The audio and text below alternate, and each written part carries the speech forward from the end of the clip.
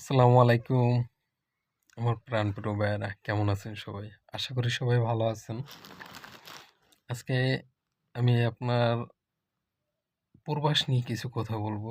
যেটা হচ্ছে যে বর্তমান জেনারেশন যারা নতুন আসতেছে বিদেশে, তাদেরকে নিয়ে কিছু কথা বলবো। আর যারা আসছে তাদেরকে আর কি বলবো। আশা করি প্লিজ কথাগুলো সবাই শুনে যাবেন। যারা দেশে আছেন আর যারা চলে আসছেন তাদের কথা না বললেই নয়।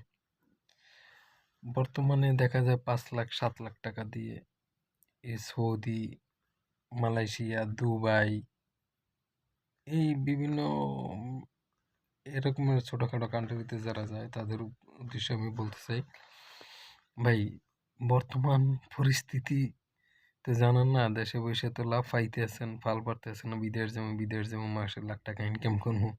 ভাই আমি আমার নিজের অভিজ্ঞতা থেকে বলতেছি, দয়া করে আপনারা কেউ আসবেন না এই ৫ লাখ ৭ লাখ টাকা দিয়ে।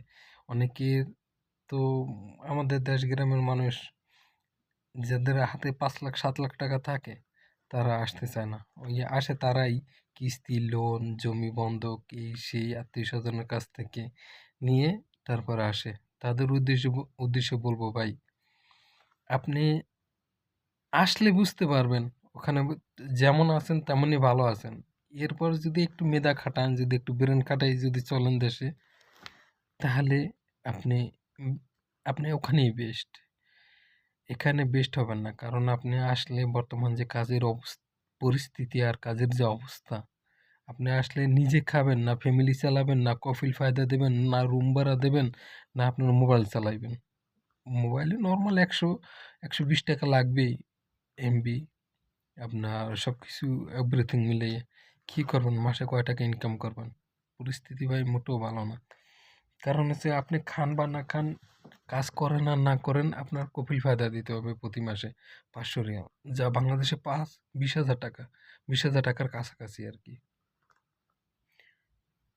যেটা হচ্ছে যে আপনি, হ্যাঁ, ২০,০০০ টাকার কাছাকাছি। কি করবেন? কয় টাকা ইনকাম করবেন? কারণ আগের মতন সৌদি আরব নাই ভাই। ১০ বছর আগের সৌদি আর বর্তমান সৌদি, সৌদিরাই ভিক্ষা করে মনে হয় যেন। তাদের তারা তেল ভরতে পারে না গাড়িতে, খাইতে পারে না। তাদের এই পরিস্থিতি। কি করবে তারা? কোথায় যাবে? আজনবী কোথায় কাজ করবে তারা যদি কাজ না করে? কার কাজ করবে? তার চেয়ে বলি ভাই, আমার নিজের অভিজ্ঞতা থেকে বলি, যাদের গ্রামে, যাদের অল্প কিছু জমি ক্ষেত আছে, তারাই আমি মনে করি ওখানে যদি তারা নিজের নিজের ব্র্যান্ড খাটিয়ে যদি চলতে পারে, তারাই কিং, তারাই কিং।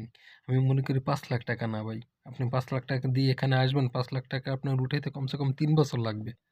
আপনার সংসার চালাইবেন, আপনার ঋণ দেবেন, আপনি খাইবেন। ঋণ কয় টাকা দেবেন প্রতি মাসে? কয় টাকা ইনকাম করবেন? সিস্টেম নাই ভাই। তারপরে একটু গলত হইলে আপনার এখানেই জীবন শেষ। কারণ দেখে তো মানুষ কিভাবে মারা যায়, টেনশনে ফিক্কিরে স্ট্রোক করে মারা যায়। ভাই তার চেয়ে বলি, আপনার যদি দেশে মোটামুটি একটু জমি ক্ষেত থাকে, ভাই আমরা তো ভাই কি বলবো, বাপের সাথে একটু পরিশ্রম করেন আর নিজের ব্রেনটার একটু কাজে খাটান, দেখবেন আপনি কিং। ২টা ৩টা গরু কেনেন, প্রতি ২ মাস বা ৩ মাস পর পর ভালো করে বেটা গরু আর কি, দামড়া গরু, ষাঁড় গরু, ২টা ৩টে করে ষাঁড় গরু কেনেন। ৩টে গরুর দাম সর্বোচ্চ ১ লাখ টাকা দিয়ে কেনেন ৩টে গরু। আর ৩ মাসের প্রজেক্ট, ৩টে গরু ৩ মাসে কত? ২০,০০০ টাকায় ধরুন, ১,২০,০০০ টাকা ৩টে গরু।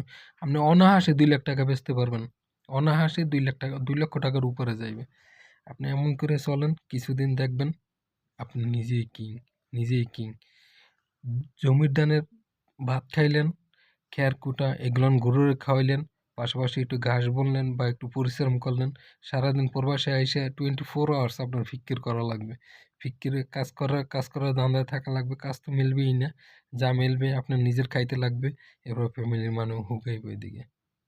কি বুঝতে পারছেন? এর চাইতে ভাই আমার নিজের অভিজ্ঞতা থেকে বললাম, আমি যতগুলো না আইডিয়া দিলাম ভাই, আপনাদের যদি ভালো লাগে তাহলে আপনারা আমার কথাগুলো অ্যাকসেপ্ট করুন, যদি ভালো না লাগে অ্যাভয়েড করুন। আমার কোনো সমস্যা নেই।